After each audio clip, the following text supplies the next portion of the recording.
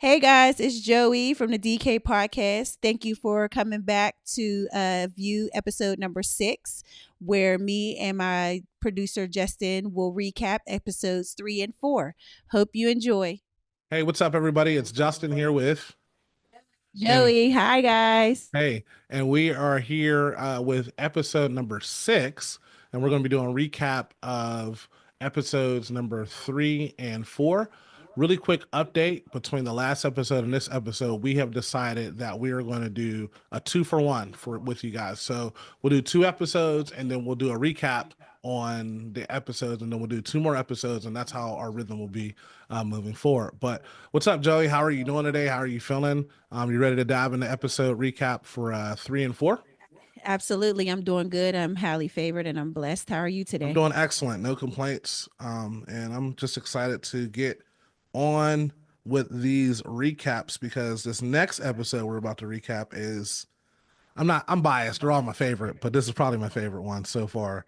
That we're going to talk about, and that's the one with you and Pastor or Reverend Tom Mitchell. So, let's just talk about like what did you learn from that? How was that experience? What was that like for you? Oh my goodness, that experience was amazing. He's a very intelligent guy and he is very caring. He's deep within his faith. And I was just I was pleased and it was a pleasure to have him sit with me.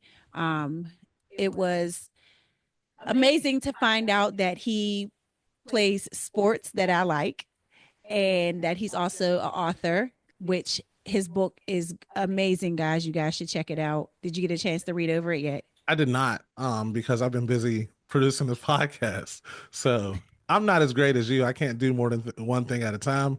So I'll get to it. But from Okay, what I heard, okay. it's good. Like he said It on the really podcast, I is. didn't even know he wrote the book because I've been in the wilderness. I'm back, Right. I'm back in public. So I've heard nothing but good things about it. So Yeah. yeah, Yeah. It was that's really cool. good. It's a really good book. Easy read, like he said, but it's really good. It's heartwarming, honestly. That's cool. That's good to hear. So with that being said, do you feel like you can write a book? Maybe. Okay, all right. Spoiler alert. So yeah, let's just start with the book. What jumped out to you about the book? So basically just the information, Hmm. because I don't want to give the book away, but just basically like just explaining, like he said, how it is for a father to grieve the loss of a son. Hmm. And not only did he lose one son, but he lost two sons. Hmm. I'm not going to get too much into it because like I said, I don't want to spoil it for you guys. Okay. You should definitely check it out though. All right, definitely. I But it will. was it was good to just see the other side Okay. of the grief. And like you said, it's normally the mothers, but it was just good to see or to hear a man's side of that point of view. Yeah, that's pretty good. I'm appreciative of that quick synopsis, so to speak. So we are here talking about episode 3. So for me, I learned a lot. I learned about just the importance of um, prepping and producing. And when you first agreed to do this podcast, I already know Pastor Tom. Like a lot of the guests I knew, like the first 4 I knew personally. Right. And I was just trying to connect the dots, and I thought it was really cool to see your life kind of come full circle in that moment Yes. because Pastor Tom, Reverend Tom is a minister and he's doing prison ministry. What do you say for over 30 something years now? Yes. And I thought it Yes. was cool that you had an opportunity to bring him on your podcast when you actually used to sit in his sermons when you were incarcerated. So talk about that a little Right. bit. Like, what was that like for you? It was surreal. It was really surreal, like you said, full circle. Because I never thought that I would be doing a podcast. I never thought that I would have a nonprofit, trying to reach out to those in need who are incarcerated or previously incarcerated. I had no idea that I was going to do anything of the sort. So to be able to have somebody who was um, a small part of my journey, right? Because we didn't conversate or anything like that. I just happened to sit in one of his sermons. And then now he's sitting on a couch Yeah. with me having a conversation about, what he contributes to those who are incarcerated. Yeah. Yeah. Yeah, that's pretty cool. So for me, that just really affirms why we're doing what we're doing. So, Yes. you know, um, as you guys were talking and just having a conversation, it was pretty dope to see how like you had to pre-planned questions and you went through the questions and you did great with that. And then you guys start chopping it up, busting it up, and really going off the script. So what was that like for you, just as a host? Taking him somewhere where, hey, we got these questions. It's kind of like outlined, it's real vanilla, right? And then now it opens up. What was that like for you? I mean, that's just good vabbing. You know what I'm saying? That's like two good spirits in the room together and just being genuine. I like that. I like that connection. And I want to have that connection with all my guests. I want them all to be able to feel comfortable to just bust it up with me because we just regularly talking. Yeah, yeah. And I think also it affirms, I know we talk about just the confirmation after confirmation as you're doing the podcast and you're doing the work. But I thought it was cool to see it was like a father figure, a father-daughter type of moment where he started really like affirming you and telling you Oh, how things were going yeah. to work for you and Yeah. like, just really speaking to how you're doing the work. Right. So what was that experience like for you?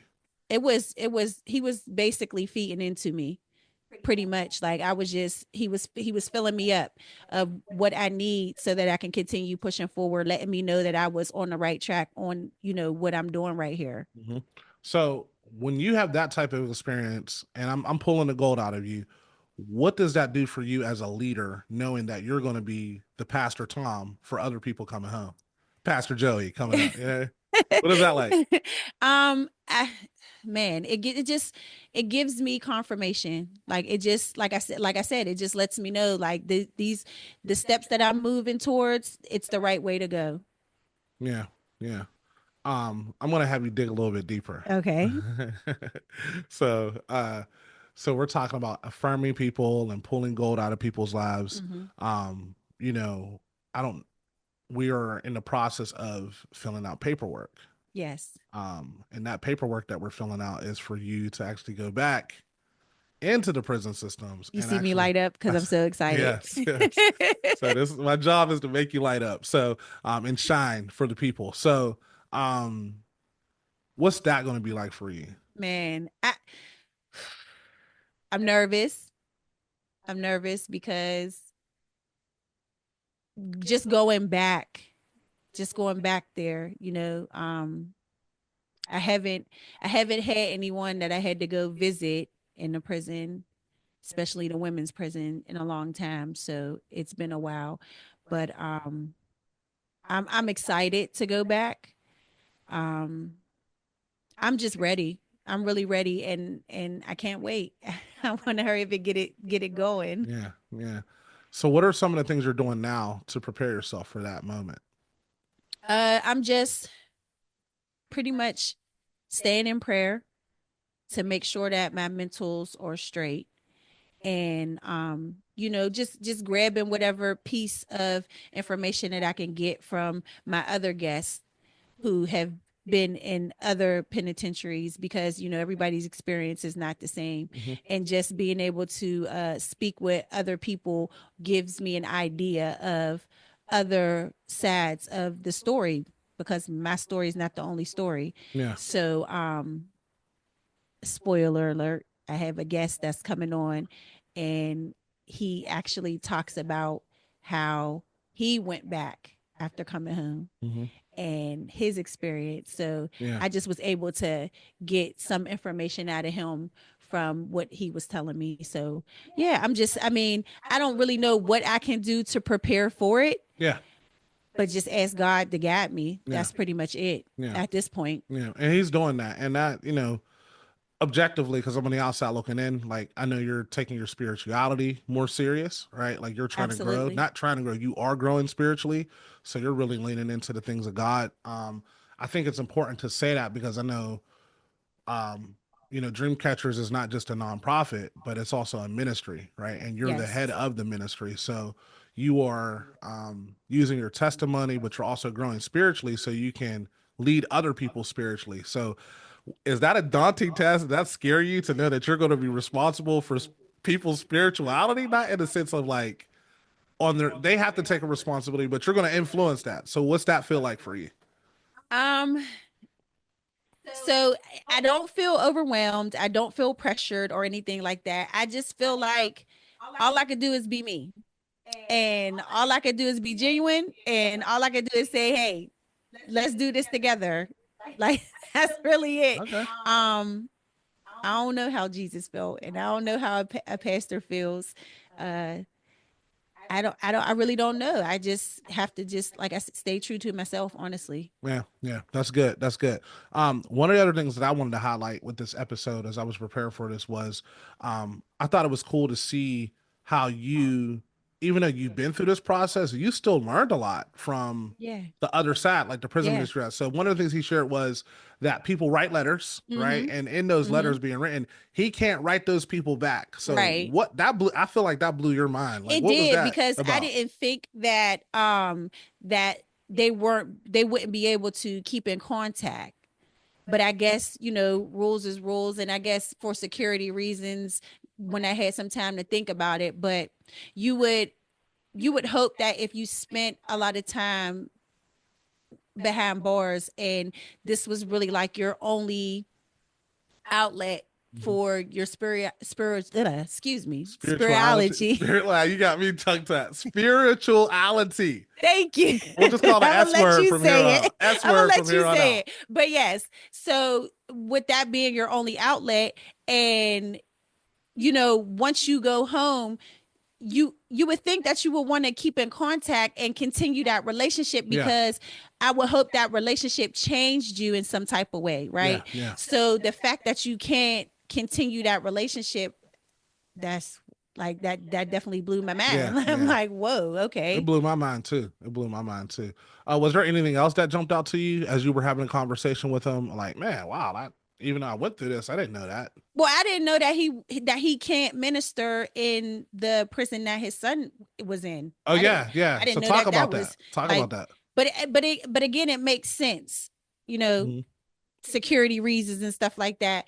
Um, but I just didn't know that that was part of the stipulations, that he couldn't go into any prisons that he had family or friends in. Yeah, yeah.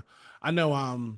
One of the other things that really jumped out to me was him talking about having families helping prepare people when they come home, having a Yes. plan. Yes. And I know you kind of talked about it a little bit. Like, I know in the future you want to talk about what your experience, how it impacted your family. So when you talked to Pastor Tom, what jumped out to you around that idea around like helping families help the people that are in prison prepare to come home? What jumped out to you around that stuff? Honestly, it really wasn't so much of it really wasn't so much of him saying, to have some type of stability, have some type of support system, so that you can come home and be successful, so you don't go back, Hmm. right? What stood out to me was how he was telling us how there were inmates who were doing their own due diligence and reaching out on their own to different things to make sure that they had a plan, so that they wouldn't return. Yeah, Like the one guy, he was saying, that was coming home, and he was going to culinary arts school. yeah, Like yeah. that was like, he had it laid A out. master He said he plan. was staying on campus. Yeah, He said he had scholarships and grants and all that. Like he knew what he wanted to do, and he knew that he wasn't coming back. yeah, yeah. And that's important. To have a plan is important from A to B, whether it is um whether it's day to day, Hmm. week by week, month by month, year by year. You have to have some type of plan. Yeah, that plan is serious. There was the other guy he talked about who I think was California somewhere. He ended up like teaching at like it was like a college professor. Yeah, Like I was yeah, like, what? yeah. Like, yeah, Coming home to them, putting him in a somewhere to stay, and yeah. giving him wheels to get around and They stuff didn't just like give that. him wheels; they gave him Mercedes. That's what he Yeah, said. yeah, he did. He did. He It wasn't no little did. Corolla. He had a Benzo on Lorenzo Yeah, when he he came did. He home. That's did. He crazy. definitely That's crazy, man. did. So I think that for me, that impacted me because I think a lot of what you want to do with Dreamcatchers is give hope and help people understand that your current situation, if you're incarcerated, that's not it for you. And Right. sharing these stories, hearing these testimonies really help people, and it really removes the excuse. Like you're Mm-hmm. living proof, and then you hear other living proof stories of what that's like. So, was there anything else that jumped out to you with Reverend Tom?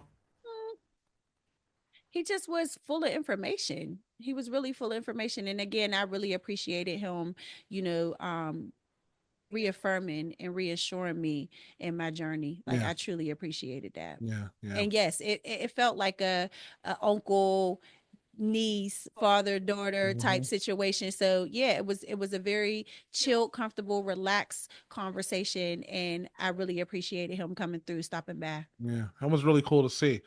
I think one of my favorite parts was when we cut the cameras off, or he thought the cameras were cut off. Now, for the record, he didn't say anything crazy because he is a true man No, of God. I no, know he this did man not. personally. Okay, Yes. but he really started dropping some jokes, so we might do a Reverend Tom uncut Yeah, yeah. I would like that episode. because Yeah, we definitely we went went the somewhere. distance. Yeah, we went Yes. somewhere. Yeah, yeah, yeah. We learned a lot. So, well, yeah, that's pretty cool. So, our next episode that we're going to talk about is the one with Shakita Pratt from Restore. Yes. And that was pretty cool because it was like sister sister type of thing. Man, you guys are so y'all were cutting up before we press play. And as I was watching back, I was like, well, what happened to that, that goofy playfulness? And it was still a great interview, but Right. I thought it was cool to just see you connect with another woman because, like, Yes. so far we've had nothing but men. Mm-hmm. But I think to see you and another woman really have a conversation around this, you're both single moms, both women of color. You both understand this challenge that we're trying to navigate. So, what was that like for you? It was really nice connecting with her. And actually, after it aired and everything, I found out that we are somewhat related by marriage. And Wow, I'm like, dang, man, Pittsburgh is so it's this small. big. It's this big. It's this But big. it was really good talking to her and giving her the opportunity to get her story out there, Yeah. because not only did her story need to be told, but also her organization needed to be promoted as well. Yeah, yeah. I think it was cool too to see you guys talk about your journey. I felt like even though you were interviewing her, there was felt like sometimes you were like she was interviewing you, kind of interviewing yourself. So like one of my favorite moments when you were talking about, I'm not going back. I don't plan on going back. I'm not going back. Not at I'm not all. going back. And she's like, and you're not. And You're I'm not, like, and you're yeah, right. you're right, yeah. So that was hilarious. I think the other part too was the kids piece. So you talked about sharing this with your children, specifically your daughter, Yes. sharing this Yes. whole experience. So what was that like? Hmm. Sharing that for the first time.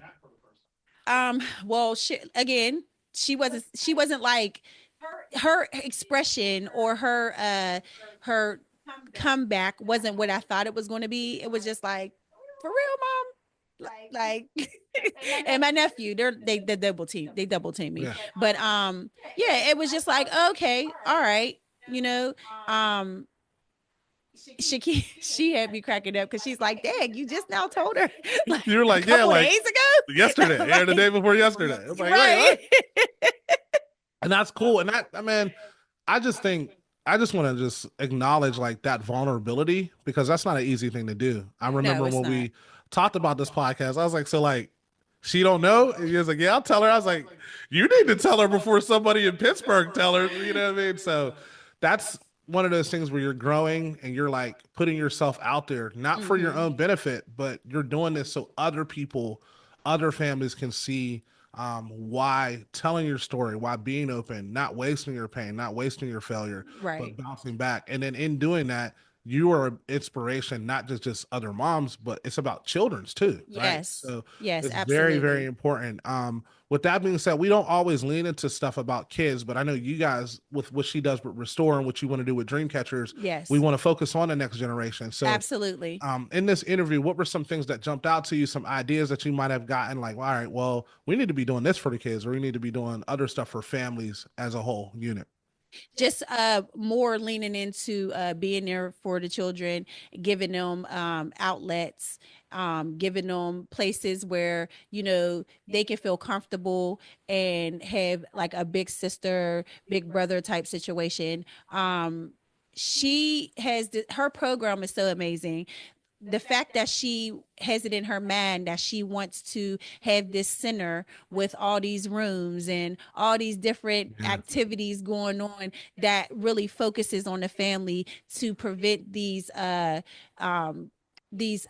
cycles, and then ending cycles. That's the goal, so that we can stop giving these prisons money that they don't deserve, because that's all we are to them, is a dollar. Yeah. They don't deserve the dollars from us. Yeah. We need to be giving our dollars or giving our time to something else. Yeah.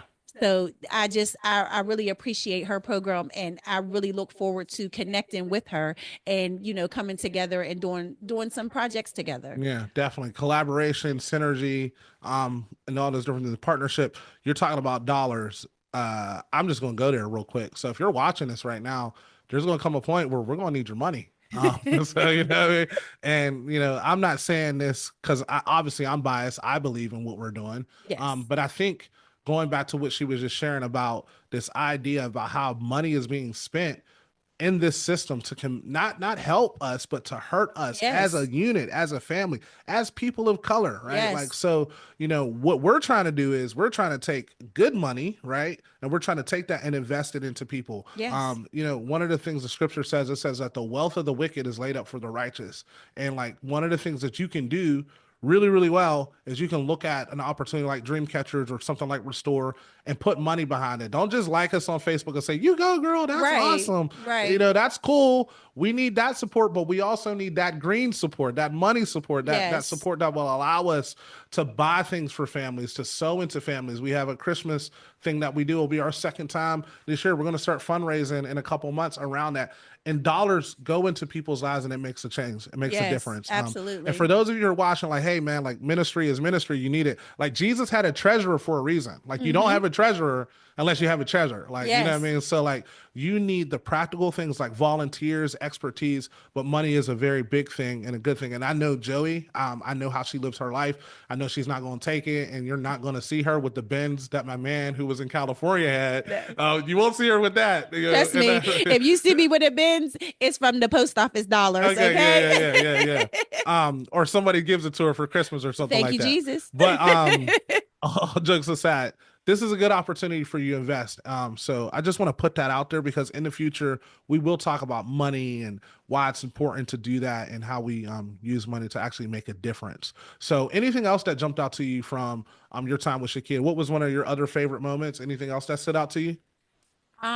So I know some people, it wasn't really something that jumped out to me. It was something that jumped out to someone else who was speaking to me about the episode itself.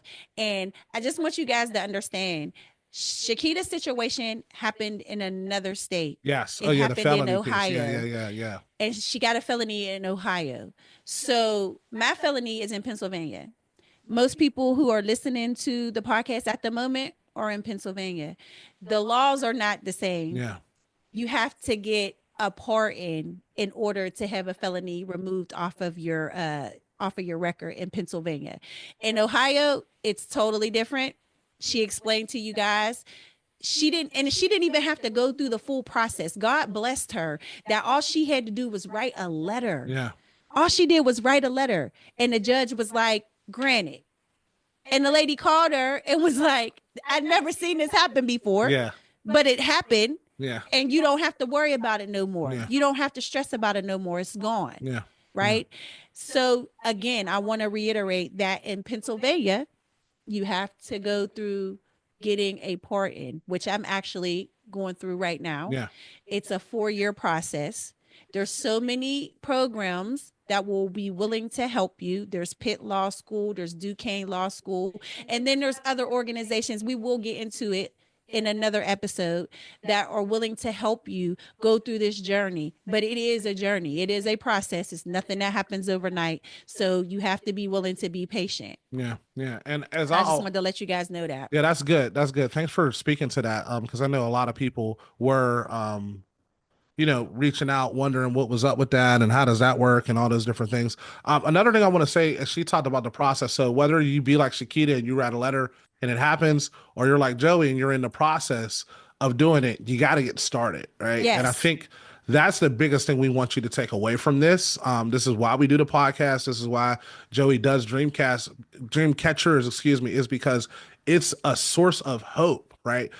It's a lot easier to do this in community. You know, if you're watching this and you are working on your felony, reach out on YouTube or Facebook. Look, we're not experts yet, but we're gonna be, right? Yes. And we can help you with that. Like one of the things that I've learned is experience isn't the best teacher. Other people's experience is the best teacher. So Yes. you have somebody who wrote a letter and it happened. You have somebody who's going through the process. But at the end of the day, as I always say, the raindrop never gets credit for the flood. You got to start somewhere. So, Absolutely. um, Absolutely. And like you say, if we don't know, we're gonna do what we got to do to find out for you. yeah, That's what we want to be. We want to be that plug. We want to be able to give you the information that you don't know about. So if you don't know, then what can you do? yeah, You're lost if you don't know. yeah. So ask the question. There's no such thing as a dumb question, just the one that you never ask. Yes. I feel like you stole that from somebody.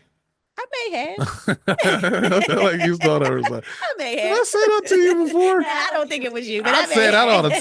time. So I asked the question anyway. I digress. So yeah. So anything else around just the Shakita piece and all that, and any other takeaways as we get ready to wrap up your sixth episode? You got as many episodes as MJ got rings. So we're winning over here. We're winning over here. We winning over here. We getting there. Yeah. No, not really. I just really appreciate both my people that came through, showed love, was able to just give their testimonies. I truly, truly appreciate it. They're always welcome back. Yeah. You know what I mean? You can come through again and chat with me again. I'm sure people would love to hear anything that's new going on or anything that you may have thought you forgot. Yeah. You know, Yeah. I look forward to these next couple episodes that's coming up because I swear it just I'm appreciative for everyone, like I said, who came through. I just feel like we just getting better and better and better and better Yeah. every episode that we go. Yeah. Yeah. And I just once again I appreciate the opportunity to walk this journey with you. I see it from episode 1 to episode 6. It's a very big jump, a very big uh growth, for lack of better terms. And I can't wait to see what episode 20 looks like and episode 50 looks like. Um, and I'm really just excited to see where this journey continues to take us as we are really working hard to create content to help Yes. single moms who are incarcerated, and who have been incarcerated and help families. So, Oh, wait, okay. before we go, ladies, Okay. come through. Come talk Yes. to me. Come talk to me. I've been there. Share your experience with me. Share your journey with me. Don't be afraid. I need some ladies to represent because the life that I used to live before I was incarcerated, I was really surrounded by a bunch of men. So I have no problem getting men on the show to tell to give their testimony and to tell their story and to show you guys how they changed their lives and how God came through and showed them a better way. But women, I need y'all to stand up. I need y'all to come through. I need y'all to come hold me down and let's have a conversation.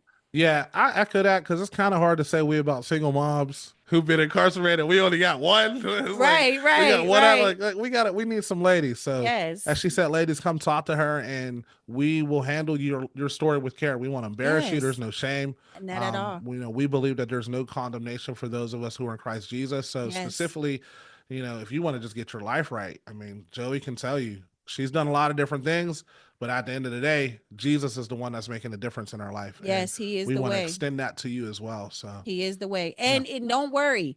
If you're not a believer, we still want you to come yeah, through. we want all of you. We still want you Yeah. to come through. Yeah, we want It's all, okay. all of you. I promise you, it's okay. Yeah.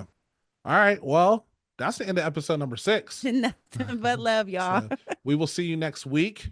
Yes. The episode next week, we won't talk about it. We'll just drop it on them. We'll just drop it on them.